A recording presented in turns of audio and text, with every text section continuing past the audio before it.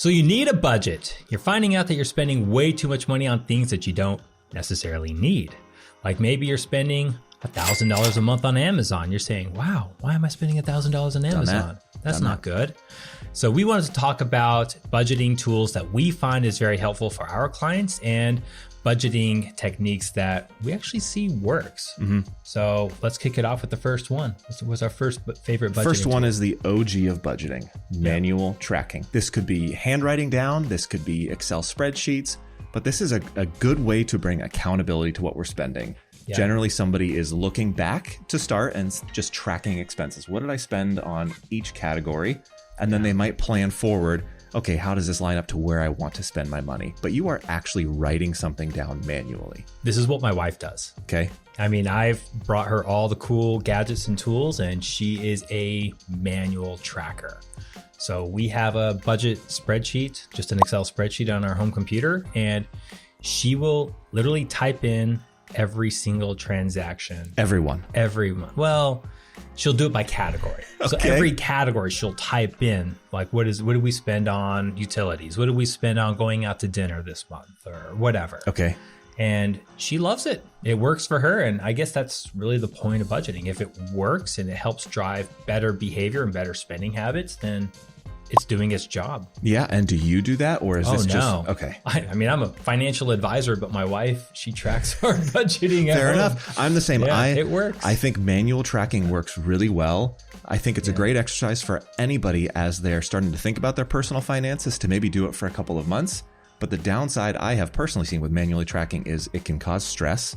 Oh, yeah. And it can make us feel bad. It's like a diet where we're tracking what we eat. And when we mess up that day, we just feel bad. If there's one thing we're all good at doing, it's avoiding things that make us feel bad. Nobody wants to feel bad about their money, about what they're eating or anything. Yeah. So it can feel a little restrictive to some people. But maybe you need some of that. But I mean, for certain maybe there's a balance personalities, to that. Like absolutely. You want a reality check? I mean, if you really are spending 120% of your income, you need that reality check. So 100% it can be great. At the same time, you don't want to beat yourself down so bad to where you're not even incentivized to do this anymore. Yep, absolutely. So that's a great way, right? Manually tracking, write it down in our Excel spreadsheet. A second way is a hybrid of that. This is using a budgeting app, right? And there's a few popular ones. There's Mint, there's Tiller, YNAB, you need a budget. Yeah, YNAB.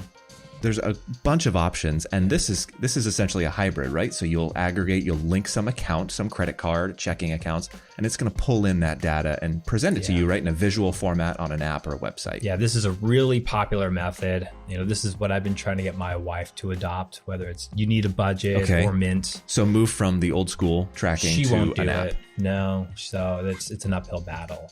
But you know, it's a very effective way. So if you don't want to go through and categorize things yourself, or if you don't want to manually type it in, or if you're just more curious, like how much am I actually spending on yearly vacations, or how much am I spending on Amazon, then this is a very effective way. I mean, these tools are really cool and they're getting really sophisticated. It's impressive. Yeah, I've used Mint. They've got a free version. Some of the other ones do cost money. Mint's got that free version. So you do get some ads when you're scrolling through your finances, right? And seeing your spending. Yeah. But it does a good job. I looked at it the other day and it's already categorizing and showing me, basically you can set alerts and get emails where you are in certain sections. So it can say, hey, fast food, you've already spent X% of your normal average.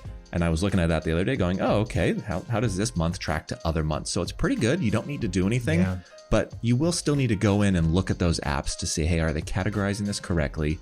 And it's like any tool, you're going to get out what you put into it. So if you do put some time into Mint or YNAB or these, they can really do a good job of showing you where your money's going. I'm a really big fan of YNAB. I mean, we've used it for a few of our clients who really needed to get serious about budgeting.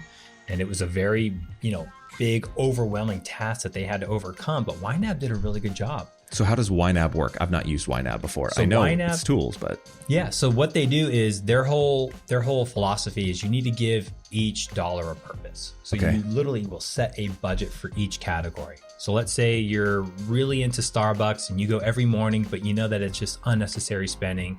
So what they'll do is they'll say, all right, well, set a budget.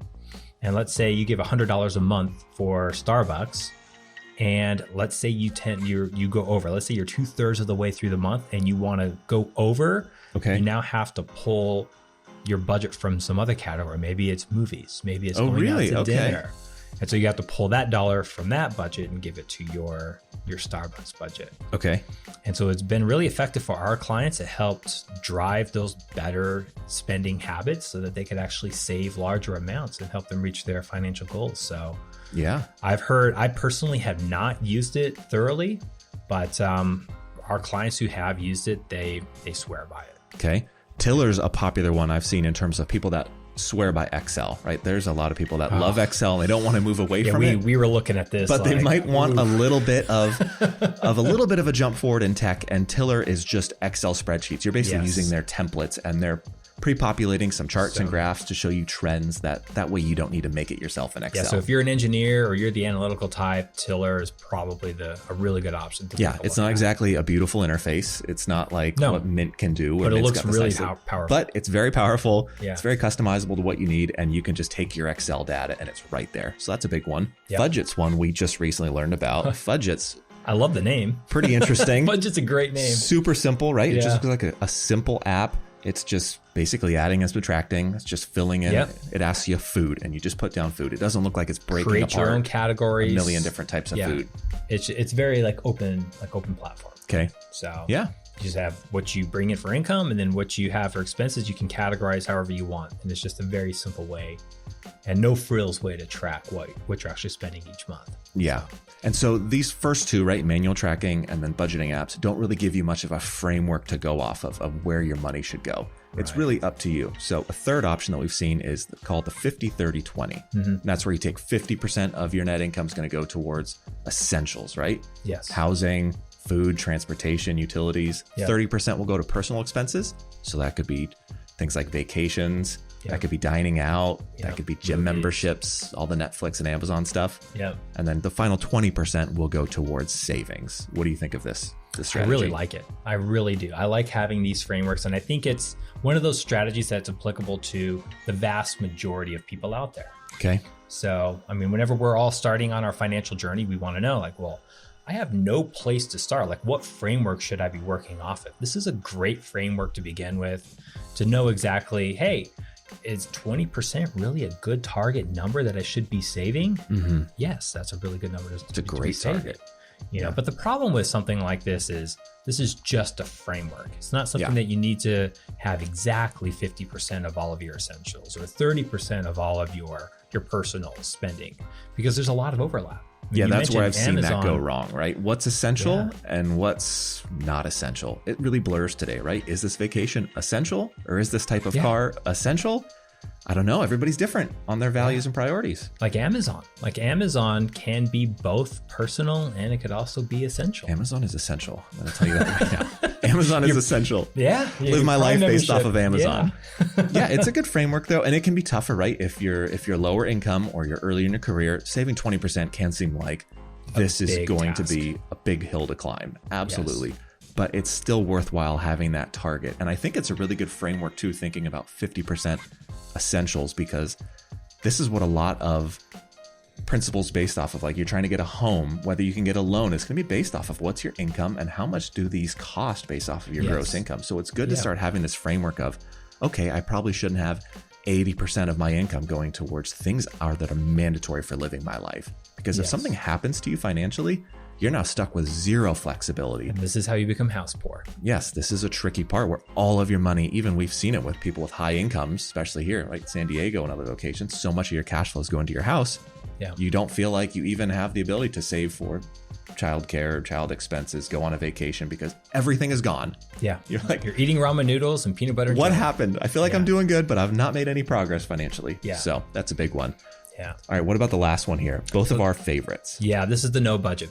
So this is all about automation. So this is something to where if you feel like that you're pretty disciplined in the spending department, where you're not going overboard on a lot of things, the no budget is a great way to do it.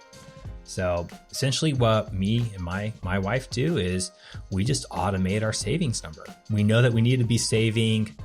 Is that our fire alarm? We have a fire alarm going off right now. All right. So I'm pretty sure that's in our building. Wrap this up. We can finish this. Let's do it. All right.